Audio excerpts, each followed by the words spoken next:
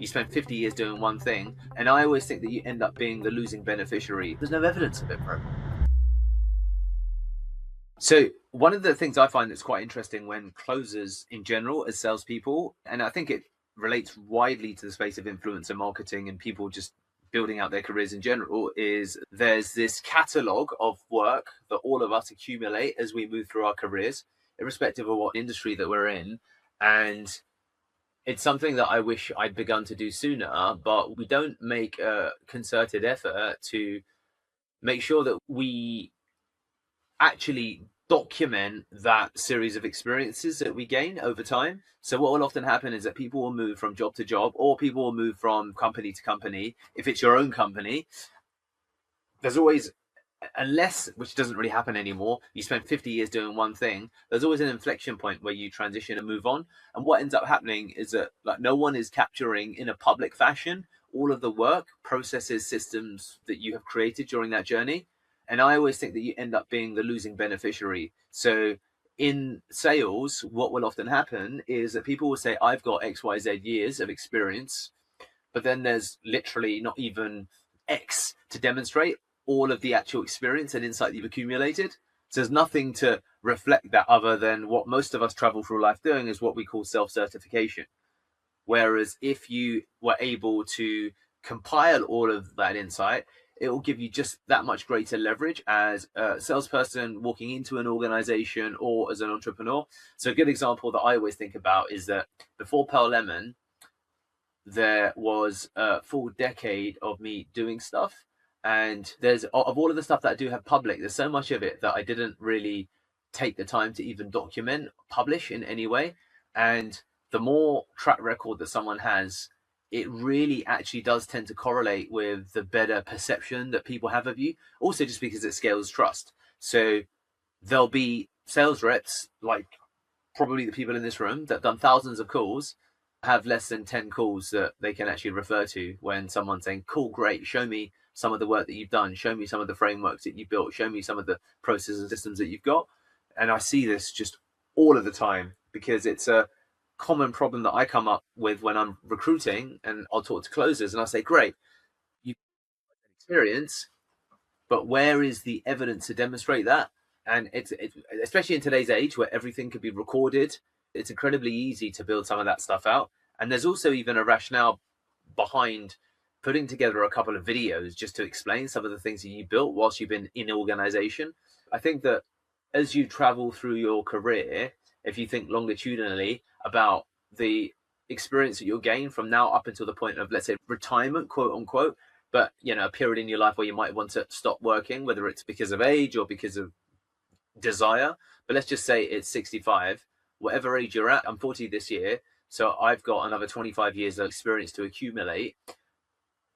There's a strong rationale for you documenting the experience that you'll gain. And that's one of the reasons, for example, whereas I am inconsistent with it, but I will make some effort to go out and be on other people's podcasts, even if I'm not building my own, because it does serve as a form of historical archive. So I can look back at a reference point in time and say, cool, great. And it continues to help me today because I've got stuff that's online from 10 years ago now that people can refer to and say, okay, great. So when Deepak says he's got X years of experience, I can actually find stuff that's 10 years old that relates to stuff that he's done. If any of you've seen, I've got a TEDx talk, I think that's about maybe 8 years old now, that I've got on YouTube. And that stuff really does carry through the sands of time.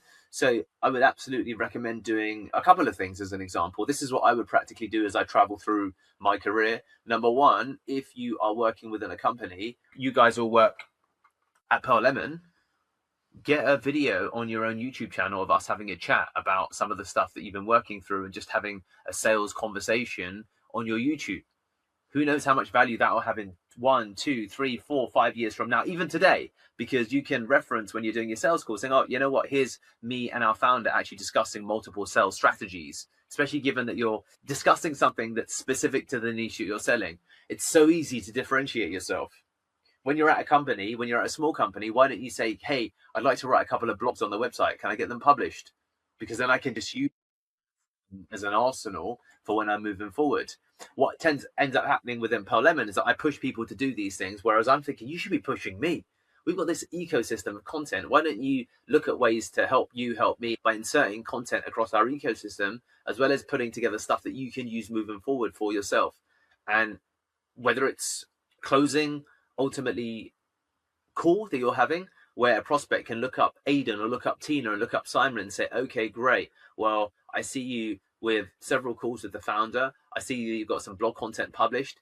It's just logical for me to assume you've been doing this for a long time, because why else would you have that? So there's lots of positive assumptions that people make when they're able to observe these things. And as you can imagine, so few people do stuff like this.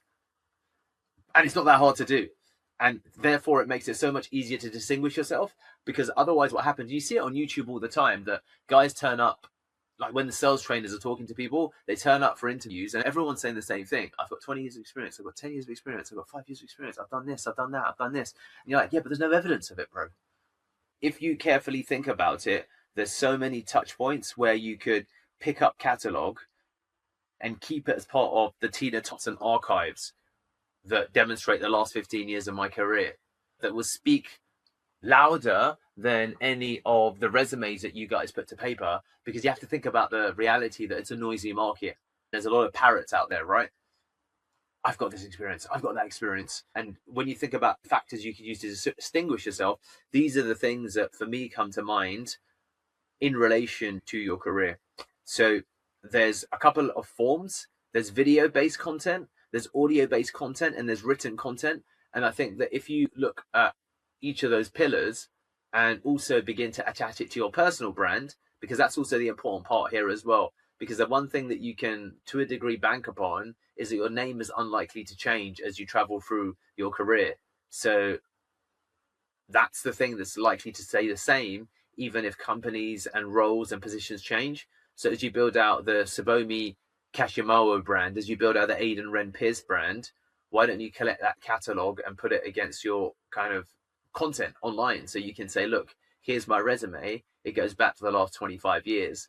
And there's the one-page version, which is literally a CV or your LinkedIn profile, of course. And here's the other version that's on YouTube or that's on my blog. And, you know, there's lots of evidence of stuff that I've acquired over the years. So I would encourage and invite you to really think about the work that you've done today and think about how you could begin to start actioning that. Because these are all of the things that also make you look like a seasoned sales actual professional. Like really be like, oh, wow. Okay, cool. So I see on Simon's profile, she's got a LinkedIn that references work that she's done. I am Googling Simon because I'm thinking about hiring her for XYZ role. I see that there's some stuff she's got up on YouTube. This stuff goes back all the way 5 years ago. Fantastic. I also noticed that she said that she's got a little playlist of some clips of some of the closing calls that she's had. So I can actually see her closing style. She's gone to the trouble of editing out the actual sensitive parts, but putting enough evidence to demonstrate that she's actually spoken to decision makers across different industries. Fantastic. I also noticed that she's got a couple of blogs that she's written. Even without meeting Simon, she already becomes a top percentile potential prospect without having even spoken to her. So I am relatively confident that no one in the room is doing this. People think it's just the role of maybe content creators or influencers. But I think, you know, in the world that we're heading into, like gig economies and micro economies and one-person businesses, these are the things that you should start building up as you travel through your career. It's going to really make a big difference. So, cool. All right.